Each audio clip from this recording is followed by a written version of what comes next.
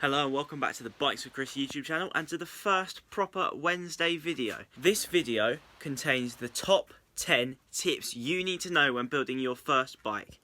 Now that ranges from how much things cost, whether it's all compatible, whether the ratios are correct, and whether the stuff even fits the current stuff on your bike, because you might think you don't want to change certain things. So if you're building your first ever bike right now, or you're planning to build your first bike, watch this video right to the end because I'm going to give you my top 10 tips and they might just help you. Now, if you've already built bikes in the past and you probably know a lot of stuff already, keep watching this video because you might learn some new things or some things might be made easier with my top 10 tips. Now, without further ado, let's glove up and get into it. Number one is to do your research. Now, it might sound pretty normal, it's obvious, but you need to do extensive research, because if you do, you're going to know how much things cost, what works together, what's compatible, and obviously if everything is the right thing to match with something else. So not just compatibility, like, oh, it's the same thing, but is the front chainring and the rear cassette compatible, as in, are they the right ratios? You need to know all this stuff, and you can also, allocate the cost, make sure the costs are right, because you don't want to go in with a budget of, oh, I've got 200 quid to repair this bike, let's do it, and then think, oh, okay, I actually need more than that. Make sure that before you even start purchasing anything, you actually know how much it's going to cost realistically and whether you can even do it. So please, do your research. Not uncommon that if you don't do your research, you're going to go over budget and you might not be able to afford it. So obviously make sure to do extensive research so you know it's within your budget and you can actually do it before you even start, because there's nothing worse than being pulled into something you cannot afford and you have to complete it because you've already started. Great sites out there, obviously manufacturer websites are a good one. Shimano's got a really good checker now for the new cheap group set Shimano Qs. I'll show that in a separate video which will be coming soon, which will be up here. And another great website obviously is just YouTube. There's millions of videos from other bike people like myself who are going to help you out in every step of the way. Burn Pete's got a really good video with questions other mountain bikers have asked. And moving on to other questions like Q&As, Reddit, Quora, all of those forum websites are great too. And a lot of bike websites have their own forums for people like yourself where experts are helping you out. Now, that's pretty much the whole of step one. So before you even touch the tools, please do extensive research, because you don't want to end up like me and get stuck into something you can afford but you don't really want to overdo. Now, moving on to tip 2. Tip 2 is kind of like tip 1 in the sense that it's a bit of research but it's slightly different, and it's to do with things like tools. Now, please make sure that you have every tool you need before you start the build. Because a lot of people think, oh, it's £200 to build this group set, have the group set on the bike. But they don't think, oh, I'm going to need this tool, this tool, this tool, and this tool. And believe me, I'm a victim of that too, that big mistake. And then I'll end up spending more money. So make sure to have every single tool that you're going to need before you start.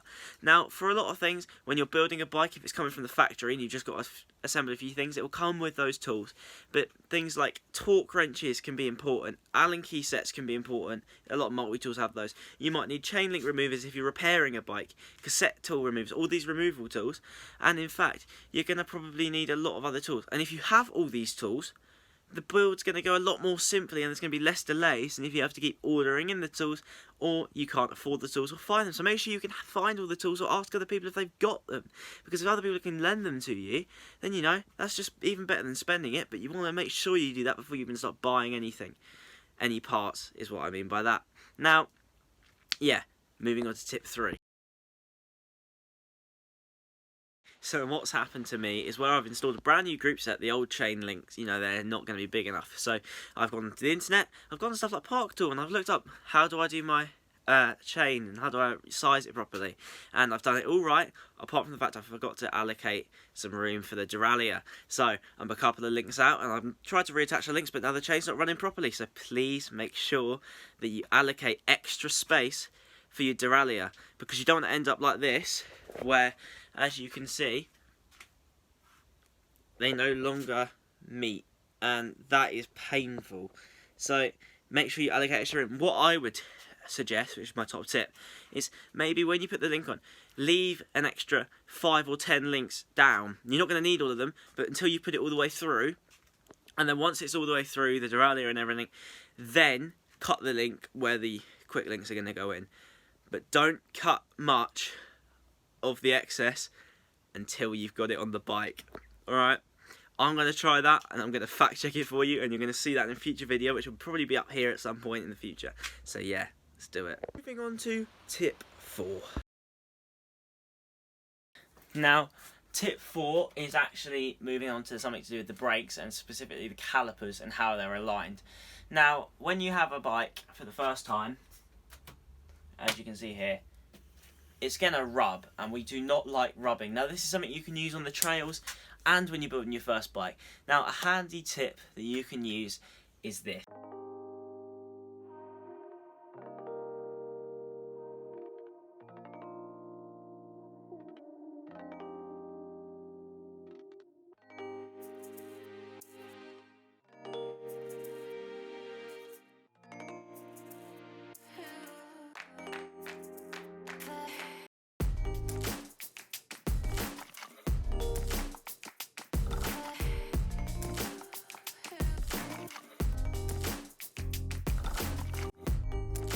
If you couldn't figure that tip out from that video.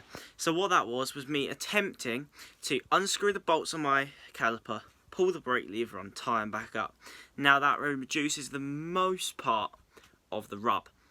Then what you want to do, if it's still rubbing, which it might not be, but your caliper might be a little bit off, is you want to unscrew it, spin the wheel really fast, unscrew the caliper, and then just slowly screw it back on until the noise goes away. And it will go away. It might take you 10 minutes, 15 minutes, it might even only take you 2 minutes. But it will eventually it will work, and it is the most effective way to do it. There isn't many other ways as cheap and effective as that. You only need an Allen key. So, moving on to tip 5. 5 of my top 10 tips is to always mark or label or categorise the bolts, because you're probably going to be using the majority of the old bolts when you're putting in new things, or even if you're putting back in old things that you had taken off to service. Now, if you're going to be reusing those bolts and you're going to need them to be the correct bolts, please label them. It will make your life easier. It will make anyone else who's helping you life easier. And also, your bike, you'll know it's strong and properly running, because otherwise if you have incorrect bolts in different places, the bike might not be as sturdy and as safe as it could be. So please remember to do that. Okay, thank you so much for watching that video. If you did enjoy it, remember to leave a like, subscribe to the channel. You know the rest, everyone else has told you millions and millions of times, I'm sure. And yeah, stay tuned for next Wednesday as part 2 of this video, with 5 more tips will be coming out, including my biggest pet peeve. But yeah, the next time I'll see you is on Sunday. So yeah, I'll see you there. Oh, and guys, make sure you go and find my TikTok and my Instagram. Both handles are the same as YouTube, because yeah, if we can get some followers over there, we can start growing this audience and you'll have more people to communicate with. Anyway, I'll see you on Sunday.